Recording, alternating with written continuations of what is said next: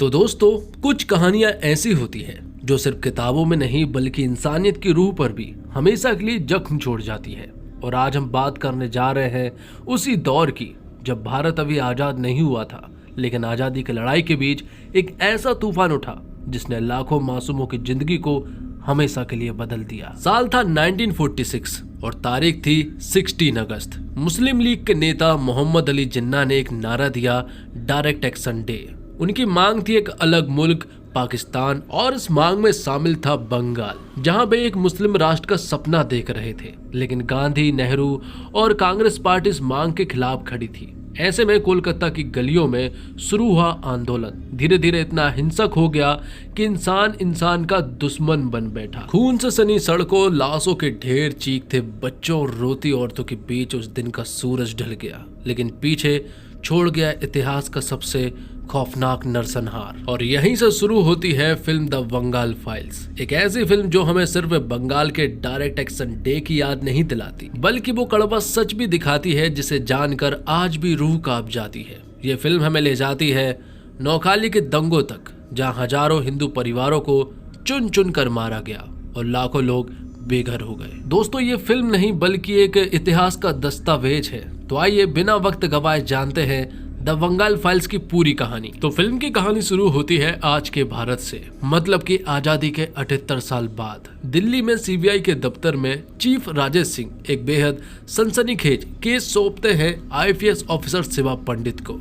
ये केस है बंगाल के मुर्शिदाबाद के एक दलित लड़की गीता मंडल के अचानक गायब हो जाने का। संदेह की सुई घूमती है दो नामों पर। पहला, एक बुजुर्ग औरत भारती बनर्जी जो अब डिमेंशिया से जूझ रही है। दूसरा, मुर्शिदाबाद का दबंग और बेहद चालाक एमएलए सरदार हुसैनी। शिवा जब भारती से मिला तो पता चला कि ये औरत अपने बीते कल में उलझी हुई है। उम्र और बीमारी ने उसकी जुबान को भले ही चुप कर दिया हो, लेकिन उसकी आंखों में वो दर्द छुपा है जो पूरे इतिहास को बयां करता है। और भारती वो एक लौती औरत है जो कि गीता मंडल के गायब होने के पीछे का एक प्राइम सस्पेक्ट है। उसी ने आखिरी बार गीता मंडल को देखा था। दूसरी तरफ है सरदार हुसैनी। पुलिस को ऐसा लग रहा है कि इन सब के पीछे सरदार हुसैनी का हाथ है, जो कि यहाँ का एक लोकल एमएलए है, एक ऐसा नेता जो बांग्लादेश से गैर कानूनी शरणार्थियों को भारत में घुसाकर बसाकर उन्हें अपना वोट बैंक बना रहा है। ऊपर से नेता, अंदर से दरिंदा। शिवा यहाँ भारती बनर्जी से पूछताछ करने की कोशिश करता है, लेकिन डिमेंशिया होने के कारण भारती यहाँ कुछ भी नहीं बोल पाती है कि तभी शिवा की नजर पड़ती है सरदार हुसैनी पर, जिसके बहुत सारे लोग जो है वो इकट्ठे हो जाते हैं और जहां सरदार हुसैनी जो है वो भाषण दे रहा था। तो शिवा जो है वो सरदार हुसैनी से पूछताछ करने के लिए आगे बढ़ता है, लेकिन लोगों ने उसे चेतावनी दी थी कि वो आगे ना बढ़े। लेकिन जैसे ही शिवा अपने लोगों के साथ आगे बढ़ा, वहां की भीड़ जो है वो शिवा के ऊपर पथराव कर देती है, जिससे कि शिवा को चोट लग जाती है। और पथराव किसने किया ये तो शिवा नहीं बता सकता, क्योंकि ये पथराव भीड़ ने किया था और भीड़ का कोई चेहरा नहीं होता। लेकिन शिवा एक बात तो समझ गया था कि इस पथराव के पीछे सरदार हुसैनी का हाथ है। सरदार हुसैनी इस भीड़ से जो भी कहेगा ये भीड़ वही करेगी।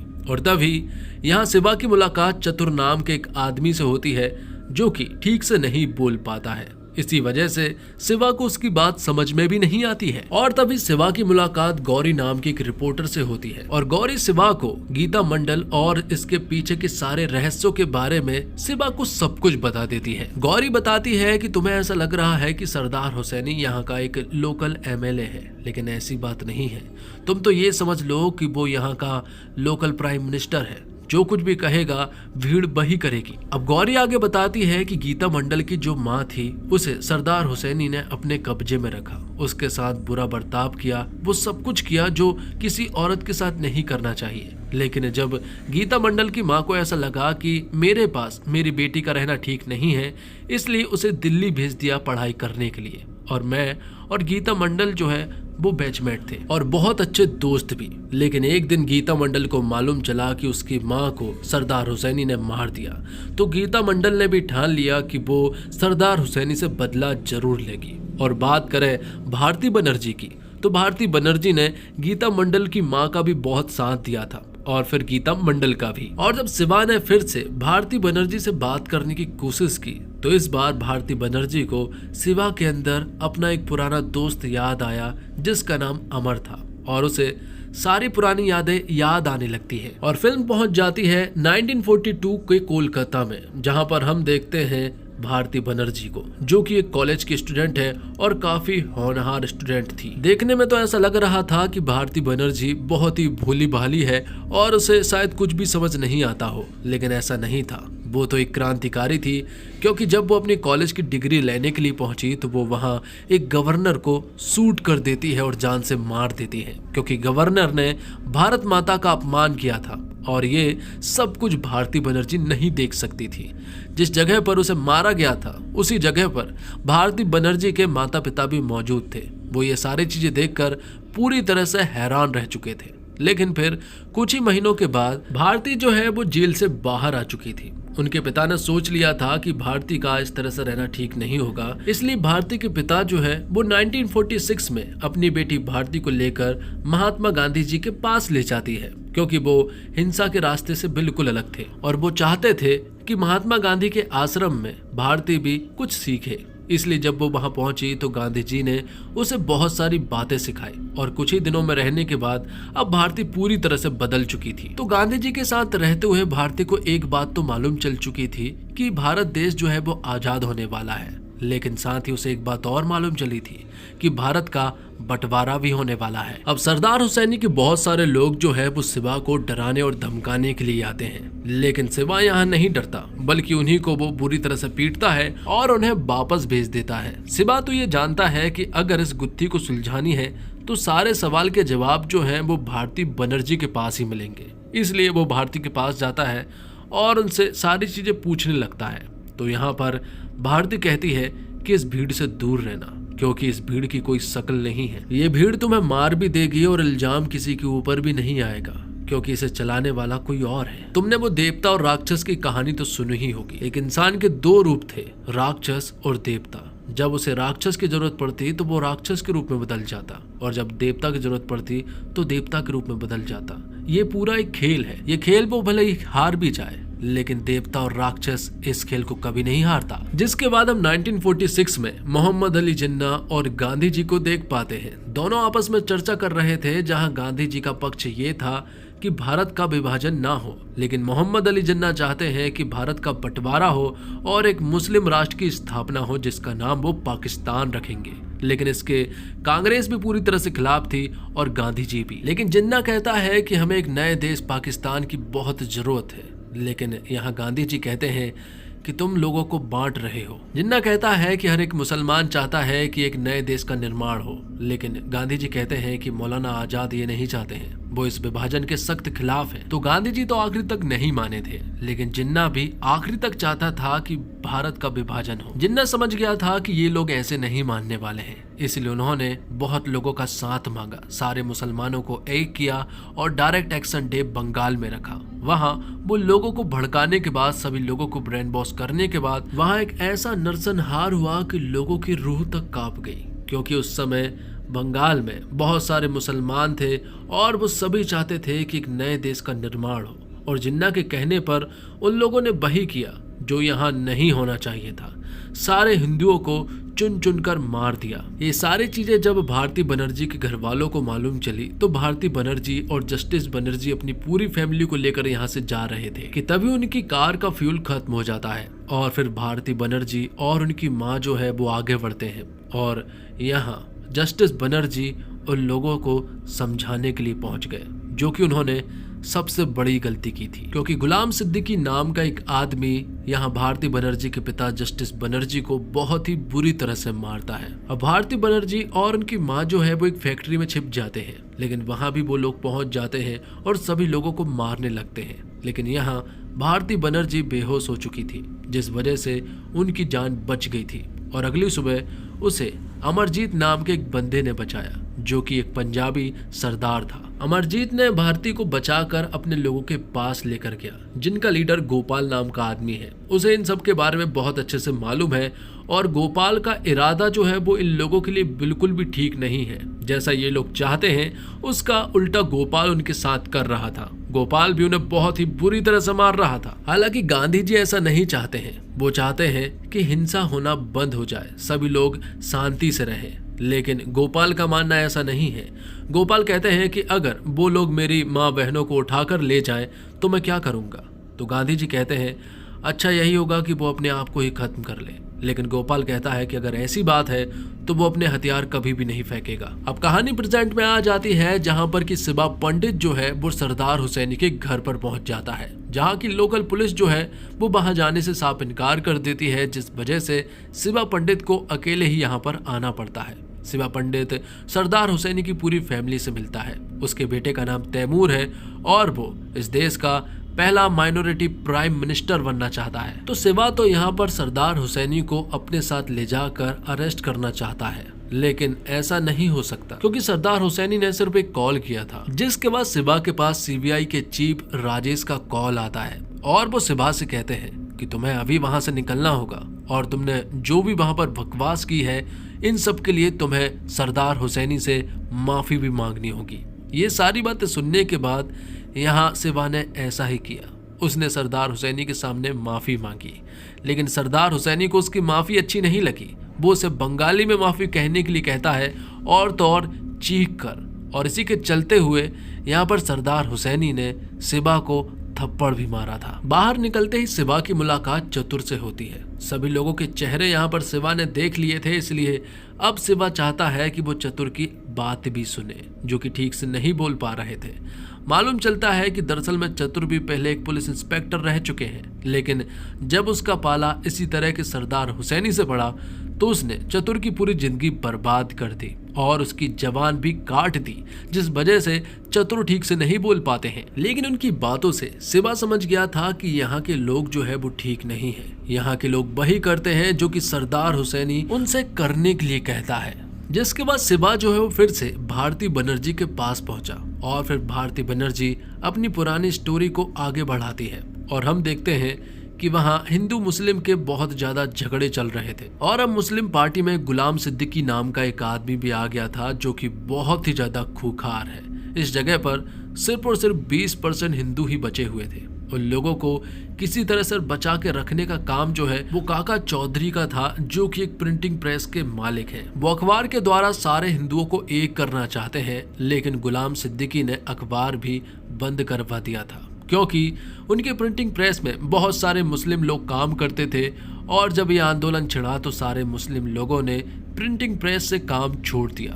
तो अब वहाँ काम करने के लिए कोई भी नहीं बचा था, इसलिए वहाँ भारती बनर्जी और अमरजीत पहुंचे। वो कहते हैं कि अब हम इस प्रिंटिंग प्रेस को आगे बढ़ाएंगे। वो अखबार छापते गए, लेकिन गुलाम सिद्दीकी ने हमेशा उनके काम में टांग अड़ाई क्योंकि अखबार जो है वो बाहर नहीं जा पा रहा था, जिस वजह से हिंदुओं को कोई भी खबर नहीं मिल पा रही थी। अब एक दिन गुलाम सिद्दीकी जो है वो प्रिंटिंग प्रेस पहुंचा और वहां जाकर वो काका चौधरी से मुलाकात करता है और कहता है कि इसे तुरंत बंद कर दो वरना अच्छा नहीं होगा, हमारी मुलाकात जल्द होगी। साथ ही वो यहाँ भारती बनर्जी से मिलता है। वो कहता है कि मैं तो तुझे अपनी बीबी बनाऊंगा और तेरा नाम आयशा जहान रखूंगा और तेरे हाथ पर भी ये नाम लिखूंगा। अब आगे हम देखते हैं कि दिवाली का समय था और ये हमारे जैसे हिंदुओं के लिए बहुत बड़ा त्योहार होता है और गुलाम सिद्दीकी इस त्योहार को बर्बाद करना चाहता है, पूरी तरह से खत्म करना चाहता है। इसलिए वो अपने बहुत सारे लोगों को लेकर वहां काका चौधरी के घर पर पहुंच जाता है। वहां से जितने भी लोग मिलते हैं वो उन सभी लोगों को बहुत ही बुरी तरह से तड़पा कर मार देता है। लेकिन उस समय भारती और अमरजोत जो है वो प्रिंटिंग प्रेस गए थे, इसलिए वो बच गए थे। लेकिन धीरे धीरे करके वो सभी लोग वहां भी पहुंच चुके थे। उन्होंने अमरजीत को बुरी तरह से गिरफ्त में ले लिया था, वो उसे बहुत ही बुरी तरह से मार रहे थे। यहाँ भारती बनर्जी के पास एक मौका था कि वो गुलाम सिद्दीकी को मार सकती थी, लेकिन उसने जब अमरजीत को उनके कब्जे में देखा तो भारती ने उन्हें छोड़ दिया। लेकिन आखिर में गुलाम सिद्दीकी अमरजीत को एक बहुत ही बुरी मौत देता है और फिर आखिर में वो यहाँ भारती बनर्जी के सारे कपड़े भी फाड़ देता है और उसके हाथ पर आयशा जहां लिखता है। मरते वक्त अमरजीत ने यहाँ भारती बनर्जी से कहा था कि चाहे कुछ भी हो जाए तुम्हें जिंदा रहना है वरना भारती बनर्जी अब तक मारी जा चुकी होती। अब कहानी प्रेजेंट में आ जाती है। अब क्योंकि शिवा पंडित जो है वो सरदार हुसैनी के घर पर चला गया था, जिस वजह से एक कमेटी बिठाकर यहाँ पर शिवा पंडित को सस्पेंड कर दिया जाता है। और ये सारी बात जो है वो सीबीआई के चीफ राजेश शिवा पंडित को बता रहे थे। शिवा कहता है कि यहाँ पर रहने के बाद वो बहुत सारी चीजों को सीख चुका है। उसे पता चल गया है कि यहाँ पर सारी चीजें चलती कैसे है। यहाँ कानून का सिर्फ नाम है लेकिन कोई मतलब नहीं, क्योंकि सरदार हुसैनी ने अपना खुद का कानून बना कर रखा है। उसका कोई भी कुछ नहीं बिगाड़ सकता है। पुलिस सिर्फ नाम के लिए है। यहाँ के जो लोग हैं वो कुछ भी कर सकते हैं। अगर इनकी जनसंख्या धीरे धीरे बढ़ी तो ये एक दिन पूरे देश को खा जाएंगे, क्योंकि जब ये 10% होते हैं तो ये वोट बैंक हो जाते हैं। जब ये 20% होते हैं तो ये अपने कैंडिडेट खुद चुनने लगते हैं, और जब ये 30% हो जाते हैं तो ये अलग देश की मांग करने लगते हैं। अब सीबीआई के चीफ राजेश जो है वो शिवा पंडित को एक मौका देते हैं। अगर तुम्हें सब कुछ ठीक करना है तो तुम सरदार हुसैनी के पास जाओ और वहां जाकर कॉम्प्रोमाइज करो। अगर ये सब कुछ हो जाता है तो सब कुछ ठीक हो जाएगा। तो आगे हम देखते हैं कि शिवा पंडित जो है वो सरदार हुसैनी के घर पर पहुंच जाता है और वहां उससे कहता है कि सब कुछ ठीक करने के लिए क्या करना होगा। सरदार हुसैनी कहता है कि तुम्हें वही करना होगा जो मैं तुमसे कहूंगा। और यहीं पर सरदार हुसैनी जो है वो गीता मंडल को शिवा पंडित की आंखों के सामने उसे मरवा देता है। ये देखकर शिवा पंडित पूरी तरह से हैरान रह जाता है। उसकी रूह कांप जाती है। उसे समझ नहीं आया था कि आखिरकार करना क्या है, क्योंकि वो यहाँ कुछ भी नहीं कर सकता था। और इसके बाद भी सरदार हुसैनी शिवा पंडित से सिर्फ एक ही बात कहे जा रहा था कि अगर सब कुछ ठीक करना है तो तुम्हें मेरी हर एक बात माननी होगी। ये सुनने के बाद शिवा पंडित को बहुत तेज गुस्सा आ जाता है। वो उससे कहता है, मतलब कि तुम मेरी माताओं बहनों को इसी तरह से मारते रहो और मैं देखता रहूंगा। ये सोचते ही यहाँ पर शिवा पंडित को बहुत तेज गुस्सा आ जाता है और वो अपने दोनों हाथों से सरदार हुसैनी का गला पकड़ लेता है।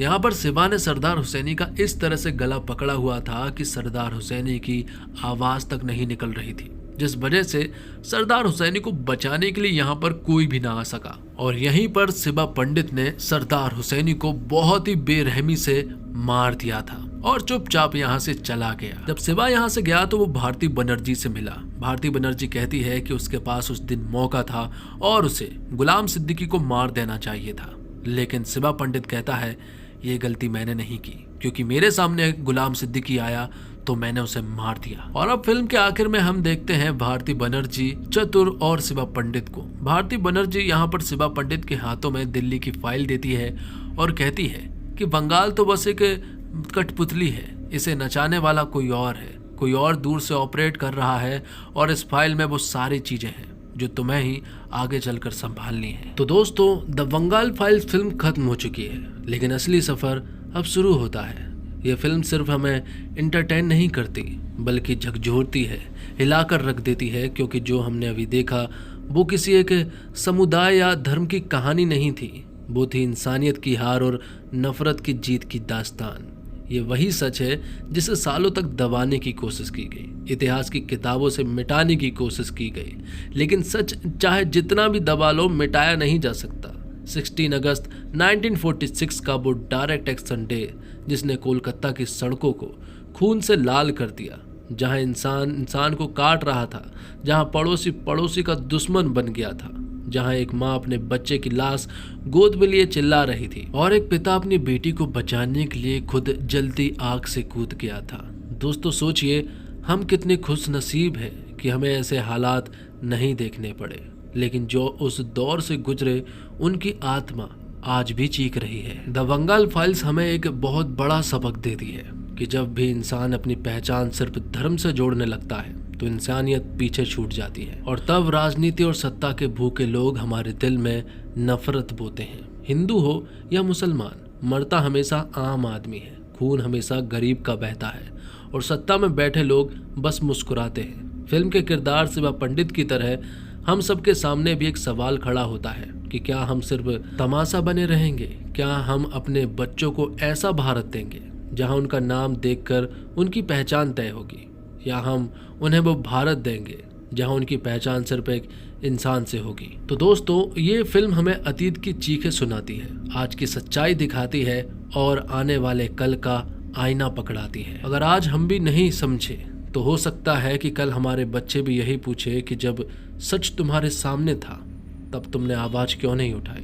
द बंगाल फाइल्स का हर सीन, हर डायलॉग हमें एक बात याद दिलाता है कि भारत सिर्फ हिंदू मुसलमान का नहीं, भारत हर उस इंसान का है जिसकी रगों में इंसानियत बहती है। ये जमीन शहीदों के खून से सींची गई है, ये हवा उन माओं की चीखों से गुजरी है जिन्होंने अपने बच्चों को खोया, ये आसमान उन अनाथ बच्चों की गवाही देता है जो कभी समझ ही नहीं पाए कि उनका कसूर क्या था। दोस्तों, इतिहास सिर्फ तारीखों से नहीं बनता, इतिहास बनता है खून से, बलिदान से और सच्चाई से। द बंगाल फाइल्स हमें सिखाती है कि अगर हम इतिहास को भूल गए तो वो इतिहास हमें बार बार वही दर्द देगा। हमारे लिए जरूरी है कि हम इसे याद रखें ताकि आगे कभी ऐसी त्रासदी ना दोहराई जाए। हम आज 78 साल की आज़ादी के बाद जी रहे हैं, लेकिन क्या सच में हम आज़ाद हैं? क्या सच में हमारे अंदर से डर, नफरत और साजिशें खत्म हो चुकी है, या फिर ये सब अभी भी हमारे आसपास जिंदा है, बस चेहरा बदलकर, नए नाम लेकर। दोस्तों, ये फिल्म हमें आईना दिखाती है कि असली लड़ाई मंदिर मस्जिद की नहीं बल्कि सच और झूठ की है, असली जंग धर्म की नहीं बल्कि इंसानियत की है। तो दोस्तों, द बंगाल फाइल्स सिर्फ एक फिल्म नहीं है, ये एक चेतावनी है, एक सबक है, ये एक याद है। अगर आपको मेरा एक्सप्लेनेशन पसंद आया हो तो इस वीडियो को लाइक कीजिए, शेयर कीजिए ताकि ज़्यादा से ज़्यादा लोग इस सच्चाई को जान पाए। और हाँ, चैनल को सब्सक्राइब करना मत भूलना, क्योंकि सच्ची कहानी सुनाना और आप तक पहुंचाना यही मेरा मकसद है। मिलते हैं अगली वीडियो में, तब तक याद रखिए, इंसानियत सबसे बड़ा धर्म है। जय हिंद, जय भारत, जय श्री राम।